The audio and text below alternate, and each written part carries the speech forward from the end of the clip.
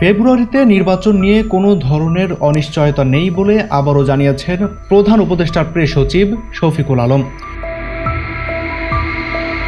আসন্ন জাতীয় সংসদ নির্বাচন ঐতিহাসিক হবে বলে আশাবাদ ব্যক্ত করেন তিনি।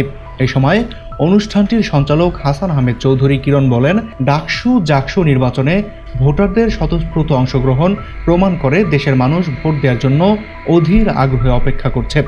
তিনি বলেন, ডাকসু জাকসুর প্রভাব 5 মাস পর হতে যাওয়া জাতীয় সংসদ নির্বাচনে পড়বে কিনা তা নিয়ে বলার সময় আসেনি। তবে নির্বাচন যে ফেব্রুয়ারিতেই হবে এবং তা হবে উৎসব মুখর, এ বিষয়ে কোনো সন্দেহ নেই।